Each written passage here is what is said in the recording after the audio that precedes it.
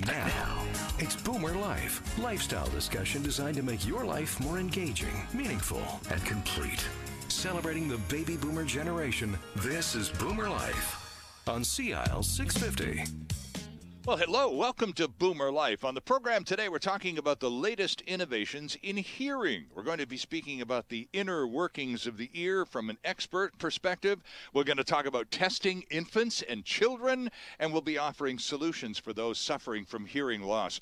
Always a pleasure to welcome our guest, Dr. Ted Venema from NextGen and Mainland Hearing Centers, back to the program. Dr. Ted is an audiologist with a huge background in the business and sometimes spent in school just across the line in Bellingham. Yeah. Nice to see you, Ted.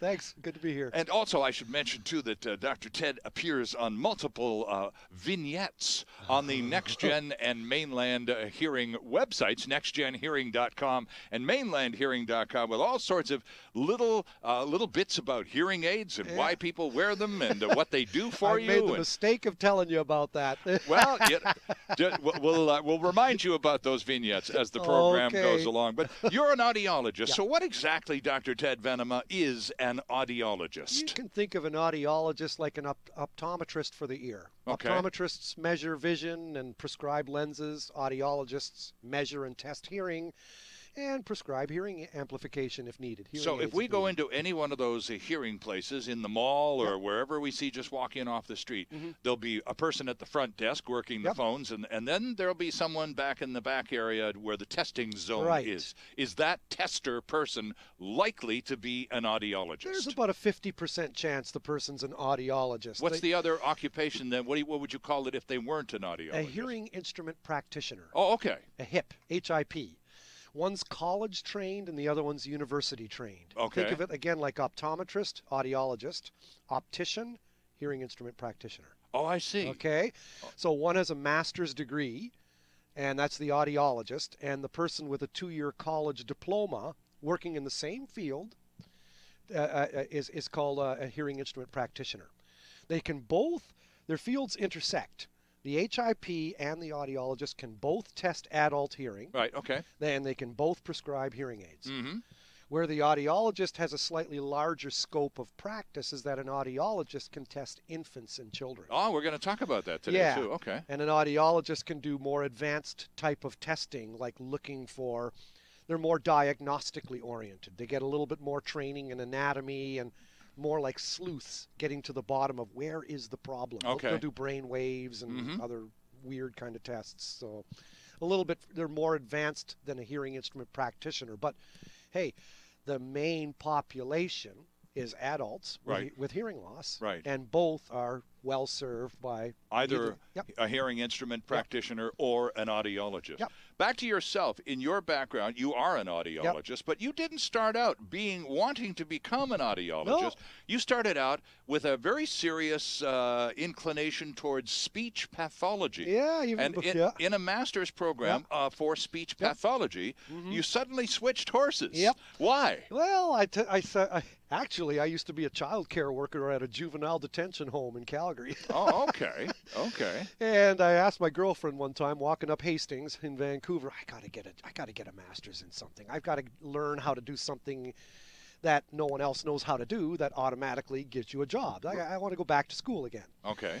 And she's a bit of a researcher. She works in libraries, and she kind of came back to me later. She said, "What about speech-language pathology, a speech therapy?" Okay. Well, that's kind of neat because I'm a bit of a yacker, and I thought, why don't we? It's a bit like acting, but more in an enabling type of profession. Definitely. So I went to Western Washington in Bellingham, where I used to call it Hellingbam, and started in a master's degree in speech pathology. And halfway through it, I realized, nah, this isn't for me. It wasn't what I really had in mind. It was very lesson plan oriented and very, very detailed. It just wasn't for me. I thought, but all speech pathologists have to study audiology, and all audiologists have to study some speech. Okay. So all I did was make a lateral shift to the right. I just kind of... So you were taking courses in audiology anyway. And they turned out to be infinitely more interesting than the speech pathology stuff. So I just stepped over into audiology, and I didn't lose any real time. Oh, interesting. So I just continued then to specialize in audiology. But there are many speech pathologists or speech therapists and audiologists, at the beginning, they're taking the same courses. Okay. And then later on, you decide, okay, which one do I want to get my master's in? Speech or hearing? Right. And of course, they are a function of each other. They are. You only speak well or poorly because of your ability to hear yourself. They're largely tied together that way, yes. Okay. And that's why it's so important to test infants and babies when you detect hearing loss in them. It's very important to fit with hearing amplification right away because of the acquisition of language. You're not going to learn language if you're not hearing. You know, ask Helen Keller. Right. Who was deaf and blind, and she had a heck of a time learning language. And she said right out, if I had 1 sense to get back so that I could have learned language easier, it would have been hearing. Interesting stuff. I'm thinking of a movie. This came out a few years ago. It starred Richard Dreyfuss, and the movie was called Mr. Holland's Opus. Yep, saw it. He plays a music teacher That's right. in high school, and it's set in the 50s. And his son is deaf. That's right. He and his wife have a little boy, and the boy is profoundly deaf. Yeah. He does not hear. Yeah. And, of course, for the music teacher that's just, to have a deaf son in the 1950s when they really didn't know what to do with deaf children. It was really quite hopeless. He felt awful, awful. And then they had to really undergo a lot of transitions in their family emotionally to kind of get to be one again. Because they really didn't have any solutions, did they, in the 1950s for children who were completely deaf? No, they could not amplify or deliver acoustics. So then what happens is these children, would go into deaf culture. Right. They would learn sign language. Sure, and go to the schools for the deaf. We had one in Jericho here in Vancouver. Yeah. And the idea is once you learn a language, you learn how to learn a language. So let the kid learn sign language, and then, hey, now let's teach him or her how to speak. Okay. English, because sign language is a total language. Mm-hmm. And there's different approaches. I mean, in the 50s, they used to have the old approach, kid, you sit on your hands. You can't sign. We're going to teach you how to talk. And then, of course, at recess, the kid's out signing away because it's fluent. Sure. They can see it. And it's like Dancing Without Music. That's the title of a book. It's by Barrowleaf Benderly.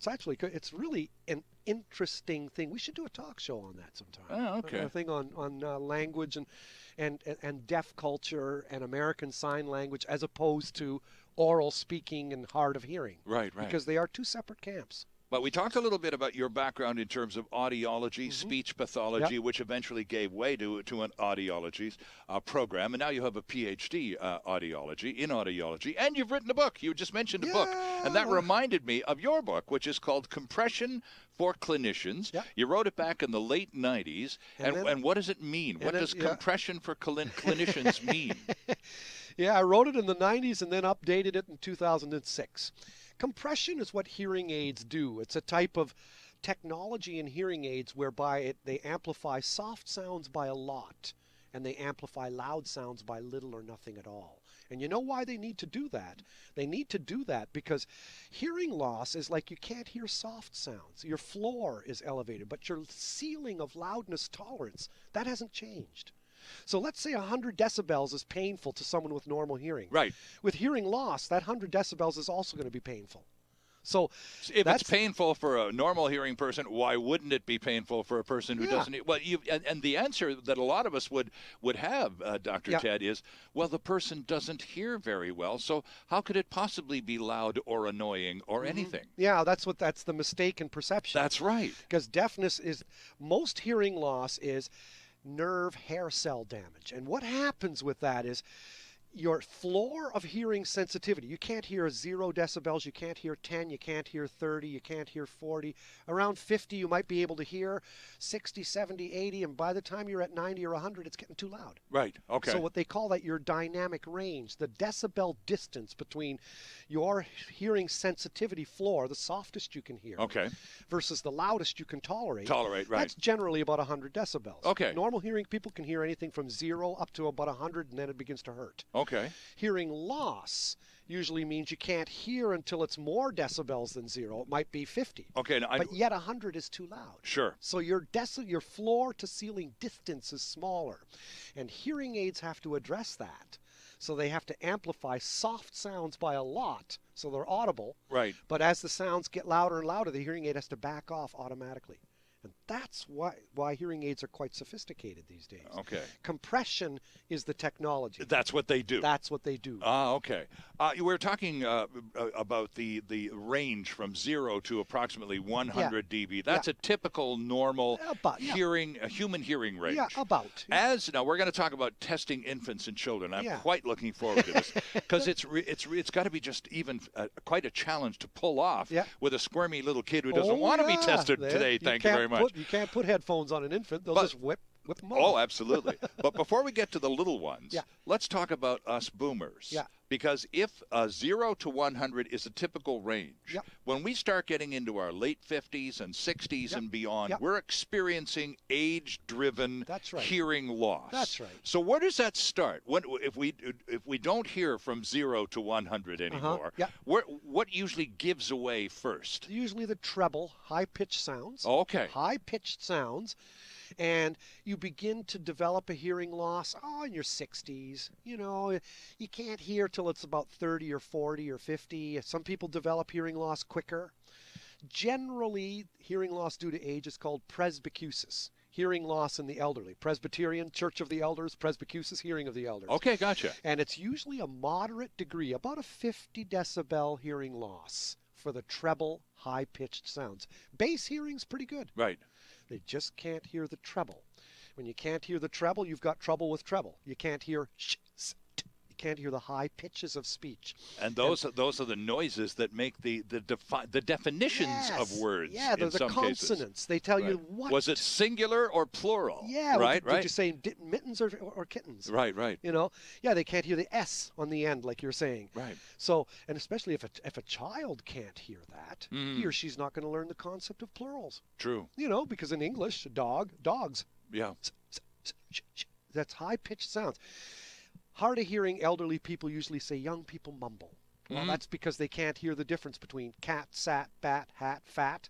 I mean, all those words have ah, and ah is a relatively low-pitched sound. It's the high pitches that define what the word is. Okay. So now, in order for any of us, regardless of age, to actually get a fix on how well we hear or not, get a hearing test. We need to get a hearing test.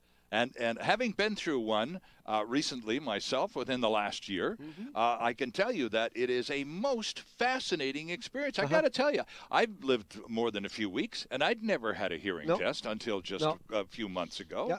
And I actually really enjoyed the experience, Dr. Ted, because, A, I'd never had one before, so you learn just by going through a new experience. Oh, you learn a lot of information. Well, I learned a lot about what you do for a living just by watching Dr. Herman Lee, who's your colleague over there at Mainland at Metrotown, just conduct a very professional, very polished test in my case. He was wonderful. Most tests at Next Gen and Mainland are like that. They're pretty good. They're thorough. Well, Dr. Lee was terrific, and I just watched a really competent professional quietly go through, and it took about 45 minutes.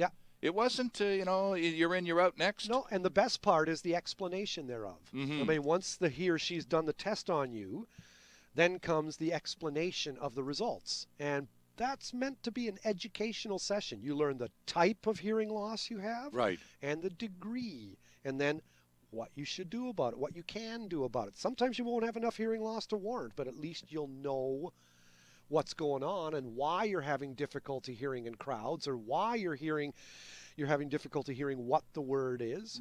And if the loss is sufficient to warrant the use of hearing amplification, by all means go for it, because it's free. The first 30 days, the first 21 days, you're walking out with a pair of hearing aids for absolute free.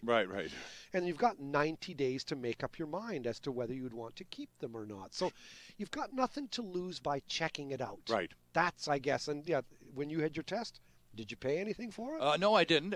The hearing test, and that's always the best part. And it confounds me because I didn't know much about all of this before I started talking to you and Mark and the Next Gen Mainland gang. But then having gone to the hearing test and realizing that anyone who wants to get a hearing test can and should, and the price is always zero. Exactly. It is a free and quite positive experience. The funny thing about There's nothing to lose here. Nothing. No, hearing loss is invisible, and people believe what they see.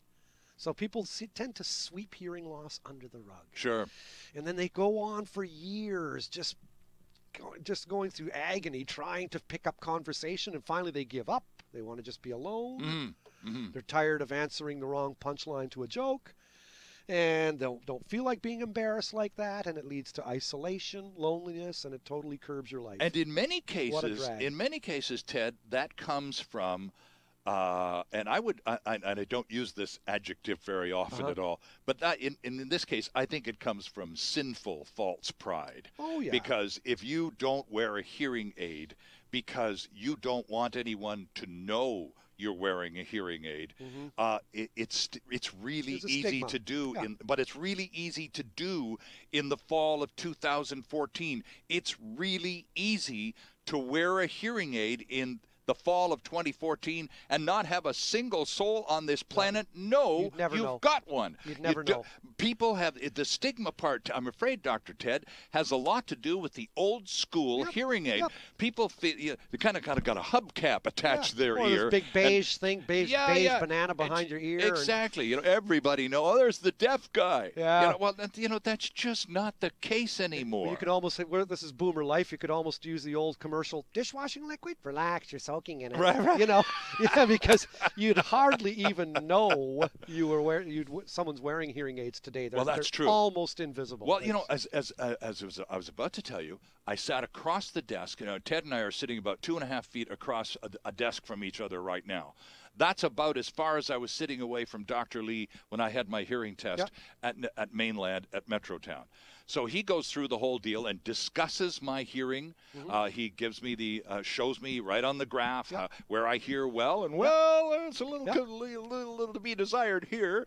I don't need hearing aids yet. And you may but I now have a benchmark. Exactly. So I can go back in a year and go, okay, you can pull out my file from a year ago. Now let's do another test and see how we're doing. But you know what? I sat there, and this is my point here, and Dwayne wants us to take a break, but I got to finish this thought. As I'm sitting there, I sit across the desk from this very polished, very calm professional for 45 minutes. We have this very nice talk. We have he conducts the test and all the rest of it. And as I'm standing up to shake his hand and thank him for his time and his patience, because I asked a lot of questions, he shows me his hearing aids. I had no clue. I was sitting 2 feet away from the man for 45 minutes, and I had not a clue. No, you wouldn't and know. he had them in both ears. So it's not a hubcap attached to the side of your head anymore. It's the fall of 2014. It's virtually invisible. Yeah, it's a different kettle of fish than eyeglasses. I mean, people wear glasses as big as God on their face. Ask Elton John, you know. But hearing aids, that's a sign of age. Right, people, shoot, when I hit 40 and my arms weren't long enough to read a page. I got glasses from the dollar store. Big, hairy deal. I mean, whatever. It's just, whatever. You want to join conversation better? You want to hear better? Check it out. Yeah, you want to reintegrate with the human race? How about a hearing test and some practical results? And we're going to talk about more hearing tests when we come back. Dr. Ted Venema from Next Gen Hearing and Mainland Hearing is with us. Next Gen, of course, those hearing centers across Vancouver Island and the interior, and Mainland, the other division of the company, with its multiple hearing centers around Metro Vancouver. And when we come back, we're going to talk about specifically testing infants and children. Because if you think putting me through a hearing test might have been a bit of a chore for Dr. Lee, can you imagine putting somebody 2 years of age or less through a hearing test? This is not going to be a cooperative human being. We're back with more on Boomer Life right after this quick timeout. Celebrating the baby boomer lifestyle. This is Boomer Life on CL 650.